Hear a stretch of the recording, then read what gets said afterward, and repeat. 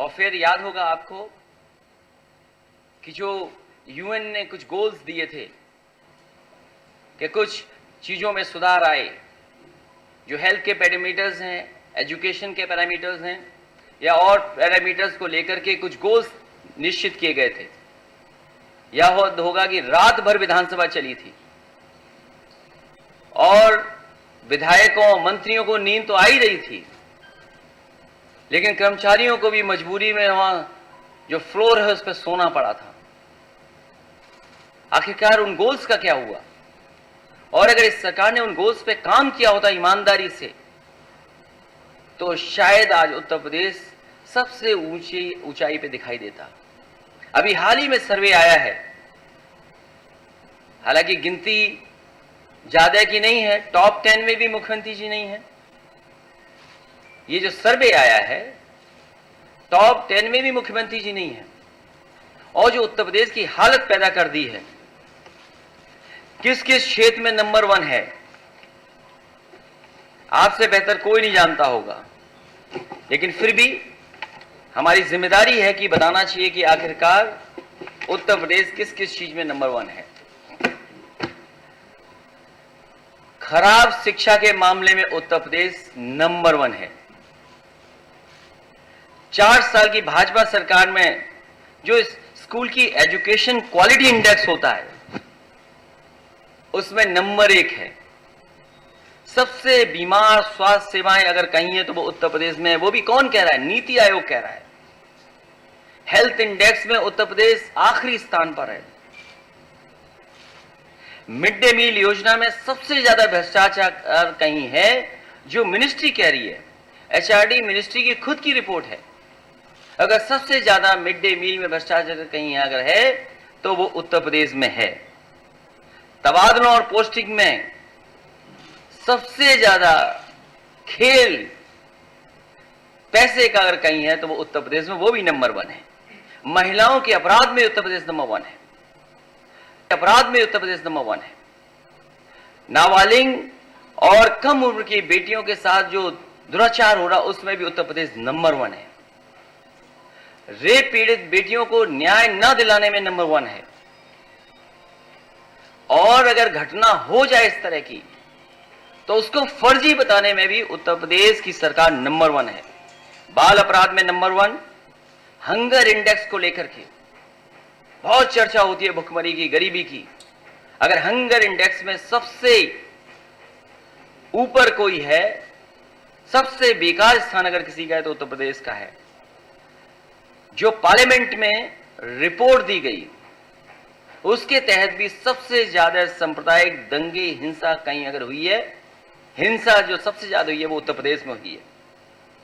और सरकार द्वारा भारतीय जनता पार्टी के सारे पर अगर कहीं सबसे ज्यादा हत्या हुई है तो वो उत्तर प्रदेश में हुई है। फेक इनकाउंटर्स में सबसे ज्यादा है। नेशनल ह्यूमन राइट कमीशन ने अगर किसी को नोटिस दी है तो उत्तर प्रदेश को दी है। न केवल नेशनल ह्यूमन राइट कमीशन ने नोटिस दी है, बल्कि ऐसी घटना जो फेक इनकाउंटर हो उसमें मुआवजा देने के लिए भी अगर किस कमीशन ने कहा तो वो उत्तर प्रदेश की सरकार को कहा है। शिक्षित नौजवान अगर कहीं सबसे ज्यादा आत्महत्या कर रहे हैं तो वो उत्तर प्रदेश में कर रहे हैं। और यही नहीं, अगर कोर्ट की भी फटकार में अगर हिसाब किताब लगाएं, जो कोर्ट ने फटकार किसी सरकार को दी है तो उत्तर प्रदेश उसमें भी नंबर 1 है। किसी प्रदेश के बारे में सुप्रीम कोर्ट ने यह नहीं कहा होगा कि कानून व्यवस्था कैसी है, लेकिन सुप्रीम कोर्ट ने कहा कि यूपी में जंगल राज चल रहा है, उसमें भी उत्तर प्रदेश नंबर 1। देश के इतिहास में पहली बार ऐसा हुआ होगा कि मुख्यमंत्री और उप मुख्यमंत्री ने अपने मुकदमे वापस लिए हों, और ऐसे मुकदमे वापस लिए हैं जो हत्या और दंगा भड़काने वाले थे। ऐसा उदाहरण देश में कहीं नहीं मिलेगा। संस्थाओं को सबसे ज्यादा खत्म करने का काम भी अगर कहीं हो रहा है तो उत्तर प्रदेश में हो रहा है। आवारा जानवरों के हमलों से जो मौतें हो रही हैं, एक्सीडेंट्स हो रहे, उसमें सबसे ज्यादा मौत अगर कहीं हुई तो उत्तर प्रदेश नंबर 1 में है। बेरोजगारी में भी नंबर 1 है उत्तर प्रदेश। इसी तरह शहरी बेरोजगारी में भी, वो भी सरकार का आंकड़ा है, सरकार के आंकड़े में सबसे ज्यादा शहरी बेरोजगारी भी अगर कहीं है तो उत्तर प्रदेश में सबसे ज्यादा है। और विकास के विनाश में भी नंबर 1 अगर कोई है तो वो उत्तर प्रदेश की भारतीय जनता पार्टी की सरकार है। मेट्रो का काम जहां तेजी से शुरू हो गया था, नए नए जो बड़े शहर है, महानगर शहरों में काम शुरू हो गया था, उस रफ्तार को भी रोकने वाली अगर कोई प्रदेश सरकार है तो वो भारतीय जनता पार्टी की उत्तर प्रदेश की सरकार नंबर 1 पे आती है। न जाने कितना पैसा खर्च हुआ होगा प्रचार में, स्मार्ट सिटी में। बरेली शहर भी स्मार्ट सिटी की गिनती में आता है। स्मार्ट सिटी के नाम पर भी कोई काम नहीं हुआ, वो उत्तर प्रदेश सबसे आगे है। किसानों की कर्ज माफी में और आत्महत्या में भी आगे बढ़ रहा उत्तर प्रदेश। और किसानों की इतनी महंगी बिजली कहीं नहीं मिल रही होगी जितनी उत्तर प्रदेश में, देश में सबसे किसानों को महंगी बिजली मिल पा रही है। मुख्यमंत्री जी कहते हुए नहीं थकते हैं कि पुरानी सरकार थी तो चीनी मिलें बेची जा रही थी, क्योंकि हमारे मुख्यमंत्री जानते ही नहीं है। अधिकारी जो कह देते हैं वो बोल देते हैं। उनकी जानकारी में नहीं है कि 2012 से लेकर के 2017 तक एक भी चीनी मिल बेची नहीं गई, जबकि बंद चीनी मिल को शुरू किया गया। एक बात और याद दिलाना भूलते नहीं है वो ये कहते हैं कि सबसे ज्यादा किसानों को अगर गन्ना का भुगतान हुआ है तो वो उत्तर प्रदेश में हुआ है। वो अधिकारी देते हैं लिख करके, मुख्यमंत्री खुद नहीं जानना चाहते हैं या जानते नहीं होंगे, इसलिए उनकी जानकारी में सबसे ज्यादा किसानों का गन्ने का बकाया अगर कहीं है तो उत्तर प्रदेश में है। 14,000 करोड़ के लगभग पैसा जमा है। नकली शराब से मौत होने वाले में भी देश में नंबर 1 है। राजनीतिक द्वेष भावना से विपक्षी नेताओं पर सबसे ज्यादा गंभीर धाराएं लगाने का काम और झूठे मुकदमे लगाने का काम अगर कहीं हो रहा है तो वो उत्तर प्रदेश में हो रहा है, वो भी भारतीय जनता पार्टी की सरकार में। बरेली, जैसा मैंने पहले कहा, बरेली शहर हमारी हिंदू मुस्लिम एकता का शहर है। गंगा जमुनी तहजीब का और परंपराओं का शहर है। भाईचारा यहां देखने को मिलता है। भारतीय जनता पार्टी की लगातार कोशिश रही है कि कैसे समाज में जहर घोल दिया जाए।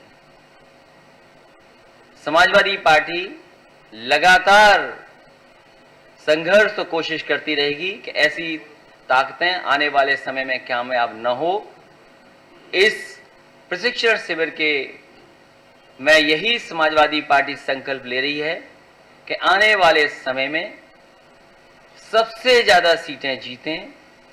जो आसपास के जिले आज बैठे हैं, हालांकि आज संख्या कम है, एक समय पर ज्यादा संख्या थी, लेकिन जब हम शिविर खत्म कर करके उठेंगे तो यही संकल्प लेंगे कि पूरी की पूरी सीटें समाजवादी पार्टी कैसे जीते। जहां तक विकास का सवाल है, जो समाजवादी सरकार में विकास हुआ है, अगर बदायूं का कहें तो मेडिकल कॉलेज जो शुरू हुआ था वो आज रोक दिया गया काम। पर्याप्त बजट की उपलब्ध करा गया था।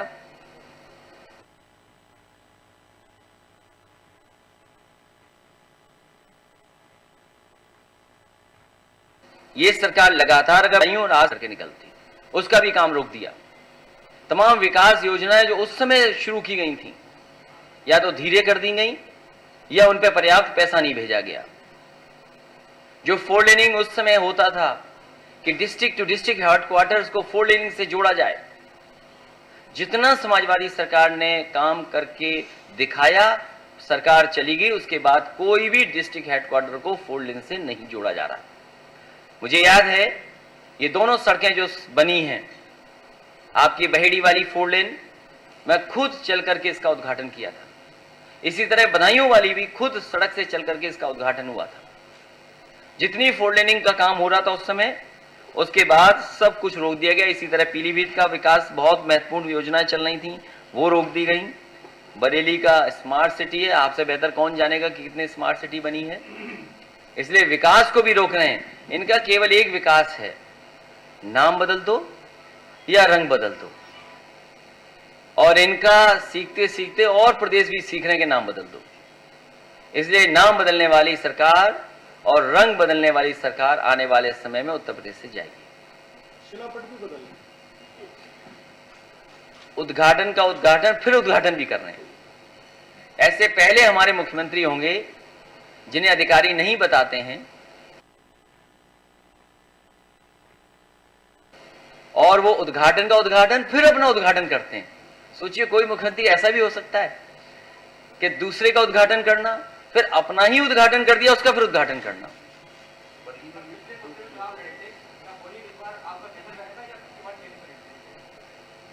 समाजवादी पार्टी किसान, गरीब, नौजवान, हमारी माताएं बहनें या खुशहाली के रास्ते पर कैसे उत्तर प्रदेश जाए, उस दिशा में काम करेंगे।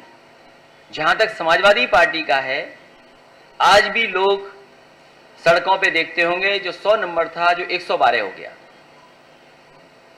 एम्बुलेंस जो उस समय शुरू की गई थी, नंबर नहीं ज्यादा बढ़ाए, वही एम्बुलेंस हैं जिनमें आज डीजल और पेट्रोल नहीं उपलब्ध करा पा रही सरकार। बरेली शहर में आसपास कोविड के समय पर न जाने कितने बच्चों को जो ऑनलाइन पढ़ना पड़ रहा था, क्योंकि सरकार ने कोई इंफ्रास्ट्रक्चर नहीं दिया। क्या कि ऑनलाइन पढ़ाई होगी। अगर ऑनलाइन पढ़ाई में सबसे ज्यादा सहयोग अगर मदद किसी ने की तो उस जमाने के दिए हुए समाजवादी पार्टी के लैपटॉप आज भी काम आ रहे हैं। और वो लैपटॉप ऐसे दिए गए हैं कि आज भी ऑन होते होंगे तो नेताजी और हमारी ही तस्वीर उसमें दिखाई देती होगी। किसान आंदोलन को 2 साल के लिए देखते हुए 2 साल के लिए टाल रहे हैं। किसान को बर्बाद करने वाला है और वही कानून 2 साल बाद क्यों नहीं बर्बाद करेगा। ये बड़े बड़े उद्योगपतियों के साथ भारतीय जनता पार्टी खड़ी है। ये कानून उन्हीं की मदद के लिए बने हैं। हम ये जानना चाहते हैं कि किसान को बाजार पर कैसे आप छोड़ सकते हैं।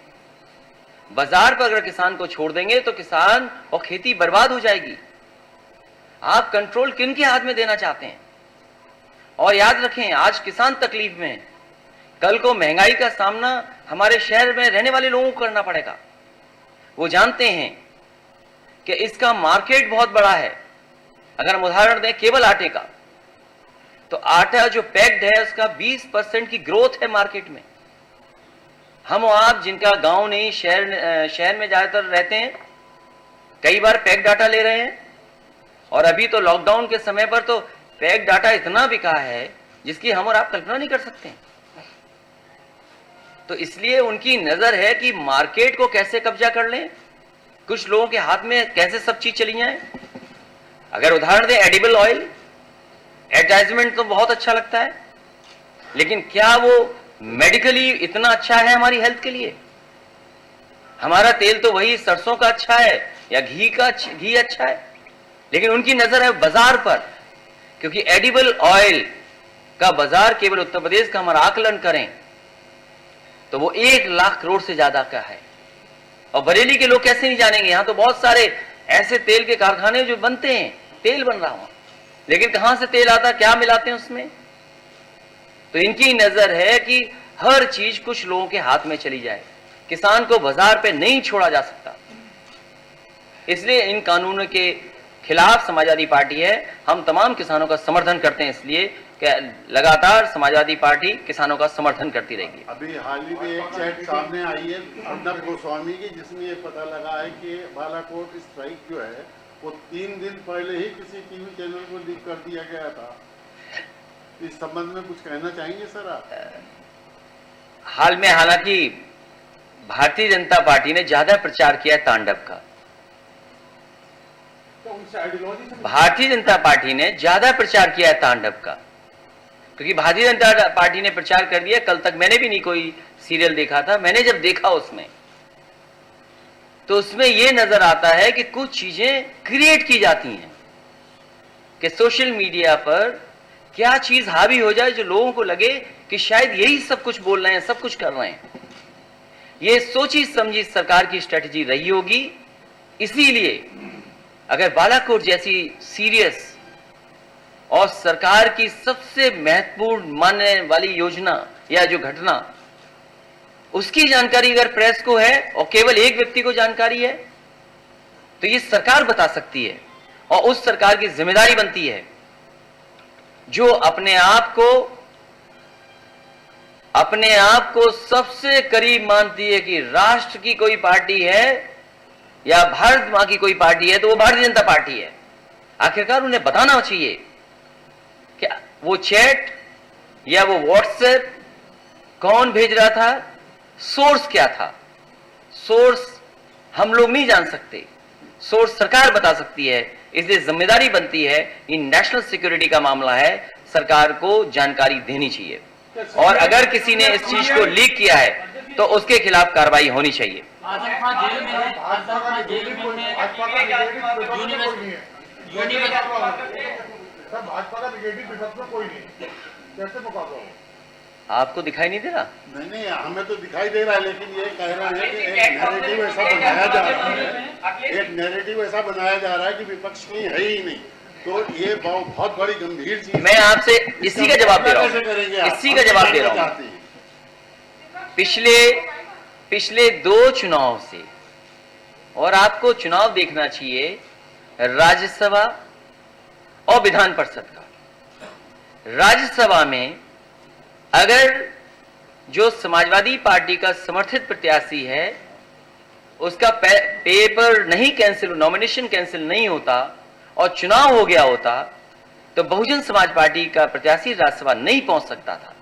अगर बहुजन समाज पार्टी का प्रत्याशी राज्यसभा पहुंचा है तो वो सरकार की मदद से पहुंचा है और भारतीय जनता पार्टी के पूरे सहयोग से पहुंचा है। और हाल में जब आज परिणाम आया है एमएलसी का, समाजवादी पार्टी का 1 एमएलसी भारतीय जनता पार्टी के 10 एमएलसीओं पे भारी, इसलिए आप जानते हैं कि कौन मुकाबला कर रहा है, विकल्प क्या है। समाजवादी पार्टी आने वाले समय में भारतीय जनता पार्टी को सत्ता से हटाएगी।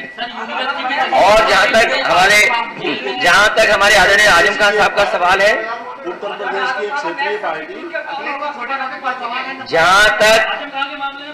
जहां तक आदरणीय आजम खान साहब का सवाल है, समाजवादी पार्टी पूरी तरीके से आदरणीय आजम खान साहब के साथ खड़ी है, उनके परिवार के साथ खड़ी है। आजम खान से ओवैसी साहब मिलना, संपर्क करना चाह रहे हैं जेल में। लगातार समाजवादी पार्टी काम करती रही है, लगातार समाजवादी पार्टी ने संघर्ष किया है, चाहे हमारे नेताओं को रामपुर जाना पड़ा हो, चाहे विधानसभा में सवाल उठाना पड़ा हो, विधान परिषद की कार्रवाई को रोकना पड़ा हो, विधानसभा के बाहर गेटों पे खड़ा होना पड़ा हो, लगातार समाजवादी पार्टी ने संघर्ष किया। लोकसभा में भी हम और आदरणीय आजम खान साहब खुद स्पीकर साहब से कहने गए थे और हम लोगों ने कहा कि उत्तर प्रदेश की सरकार जानबूझ करके झूठे मुकदमे लगा रही है। ये भारतीय जनता पार्टी की जानबूझ करके उन्हें फंसाने की रणनीति है। क्या आप नहीं देख रहे? मैं एक सवाल आप पे छोड़ता हूं। इधर उत्तर प्रदेश में लगातार बुलडोजर चलाने की खबरें आ रही हैं, जिनका नक्शा पास है नहीं है उस पर भी बुलडोजर चल रहा है। और हाल में आपके बगल में घटना हुई, मुझे दुख होता है इस बात का। जब मैंने खबर पढ़ी और अपने नेताओं से जानकारी ली, पार्टी के कार्यकर्ताओं से जानकारी ली, उसकी बेटी और घर के लोगों ने क्या नहीं बताया। और एक पत्रकार जब गए और उस बेटी ने दिखाया वो गद्दा पूरा खून से लथपथ था, और बेटी ने जो कहा कि मेरी मां के साथ कैसी घटना हुई, तो मैं आप पे सवाल छोड़ता हूं कि बुलडोजर मकान पे चलना चाहिए या बुलडोजर उस जगह पे चलना चाहिए जहां पर एक महिला के साथ ऐसी घटना हुई हो। और जहां तक सवाल आदरणीय आजम खान साहब का है, हमें पूरा भरोसा है कि न्यायालय मदद करेगा। न्यायालय ने बहुत से केसेस को डिसमिस भी किया है। यूनिवर्सिटी के विधायक लगातार जो है आजम खान जी की पत्नी से लगातार संपर्क कर रहे हैं। कौन? आजम खान की पत्नी जिसे कांग्रेसी विधायक लगातार कल भी संपर्क किया। जब से सम्मेलन हमारा बरेली में हुआ, पता नहीं दूसरे दलों को हो क्या गया। जैसे हम रामपुर के करीब आए हैं, पता नहीं दूसरे दलों को क्या हो गया। और आप खुद जानते होंगे, क्या कांग्रेस के नेता शामिल नहीं थे उसमें मोहम्मद आजम खान साहब को फंसाने में? क्या कांग्रेस के नेताओं ने नहीं एफआईआर दर्ज कराने में चिट्ठियां लिखवाई? क्या बीजेपी और कांग्रेस दोनों एक नहीं थी वहां पर? हम आपको भरोसा दिलाते हैं कि आजम खान साहब के पास जितने झूठे मुकदमे लगे हैं, न्यायालय उनकी मदद करेगा। तो क्या 22 में हमारी सीटें अकेले चली आने वाले पार्टी के लिए क्या फॉर्मूला है सर? क्या प्रधानमंत्री जी ने ट्रंप को अरे मैं यही हूं, कहीं नहीं जाने वाला हूं। एक एक सवाल पूछोगे, सबके जवाब दूंगा मैं। क्या नरेंद्र मोदी जी ने ट्रंप का जिस तरीके से साथ दिया और आज अमेरिका में भी उनकी छवि उस तरीके की, इसका भारत पे अंतर्राष्ट्रीय स्तर पर असर आएगा? इन बातों को हम क्योंकि नहीं कह सकते हैं, लेकिन एक बात जो सामने आई है, अमेरिका दुनिया का सबसे ताकतवर देश है। डिफेंस में उसका कोई मुकाबला नहीं कर सकता, अर्थव्यवस्था में भी कोई मुकाबला नहीं कर सकता। जिस तरह से नफरत की राजनीति हो रही थी वहां, जिस तरह झूठ की राजनीति हो रही थी, और जिस तरीके से सेलेक्टेड प्रोपेगेंडा की राजनीति हो रही थी, अगर अमेरिका में वो राजनीति खत्म हो जाए इस तरह की, तो उसको